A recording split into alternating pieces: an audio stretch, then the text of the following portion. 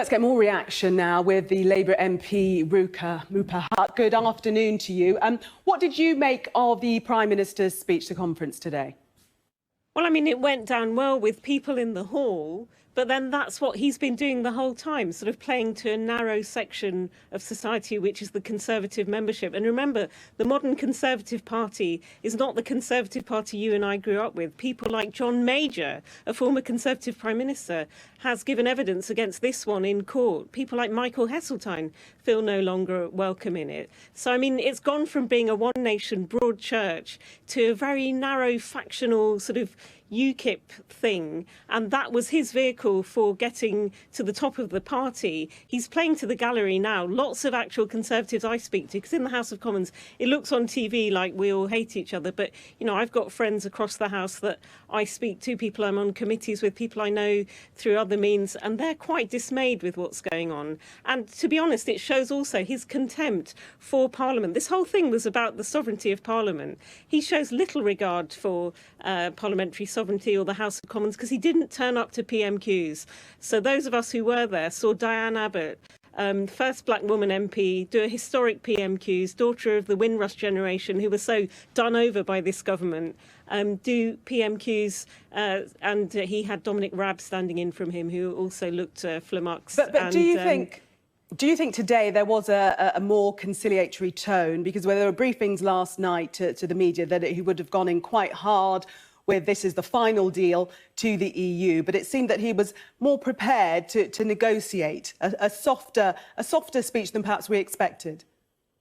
I mean, he may be able to orate on his hind legs with a slightly different emphasis today, but judge him by his actions. The fact that he's the first Prime Minister whose actions have been found unlawful by the highest court in the land, the finest legal brains in our nation, and his language throughout this has actually detracted from his unlawful behaviour. And it's been all the way throughout, not just the undignified spectacle of last week where he dismissed my colleague Paula Sherriff's very real concerns about where his language leads to with the word humbug. But do or die in a ditch. Well, he said that perhaps he could have used a different word to humbug. I mean, but to get back to the issue of the issue of Brexit, though, do you concede that he is, up until this point, still trying to get a deal? Well, I mean, we don't really know what's happening. We know that people like Amber Rudd, when she resigned, said that there were scant attempts at any sort of negotiation. But we know that a document has been received in Brussels, has been received this afternoon, and then that will be looked at by the remaining EU members. So there is a new deal in process. So the only way we know that is because it's been spewing out in the Daily Telegraph. These are leaks. He's not someone who's transparent and open with Parliament, with the country. The fact that he connives and does all these things behind people's back, the fact that, you know, even the illegal prorogation took place in August when everyone was away. Well, forgive me. I mean, you're accusing the Prime Minister of conniving. So we haven't seen. But this deal is going to be published. It's going to be published, but it's going to be published online today. So, yeah, we need to see the actual detail of what it is. And already we know that the Irish government has said that to propose two borders is completely unworkable. It looks like he's someone who will blame everyone else for his own failure to do this properly in a consensual way. Because, look, we had a referendum that was narrowly won by one side. We know now that it broke electoral law. The country is divided. He needs to be working to consensus. If he's saying he'll impose no deal on people, you know, it's his way or the highway. Well, he's not actually saying that he will impose a no deal in preference to seeking a deal. He's always said that his preference is to secure a deal. And if that is not the eventuality, then no deal might be the outcome, because he's insisting that they will come out on the 31st of October. And the law that's been passed by our sovereign parliament says that if his deal doesn't get parliamentary approval, then we seek an extension to thrash out a proper solution. I mean, it looks like he's trying to work around the law.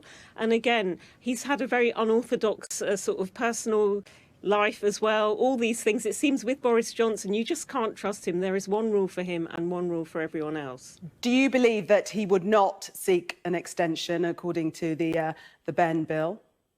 Well, again, what he's saying is just irreconcilable, isn't it? He says he'll adhere to the law, he will obey the law of the land, but that he will never, never seek an extension. So we just don't know what's going on. It sounds like the cabinet doesn't know what's going on, because whenever they are interviewed, they're asked, what is this plan? They don't seem to know either. And it feels like we're playing a game of sort of multi-dimensional chess, that we're having to think stages ahead of this man and what he may be capable of. Remember, he said he wasn't going to prorogue. He wasn't attracted to medieval devices like this. Then he did. He wheeled out the podium outside Number 10 to say he didn't want an election. The next day, suddenly, he did. So he's very inconsistent. Consistency is not one of his virtues. And it looks like he's been in now for 70 days, and he's been in Parliament for, I would say, less than a tenth of that. He wasn't there today.